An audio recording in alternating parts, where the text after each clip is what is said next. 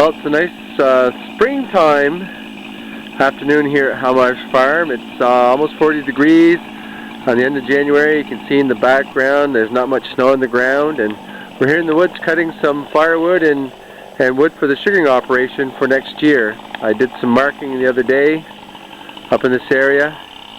You can see this morning I was doing some cutting. I've cut some black cherry and some elm this morning.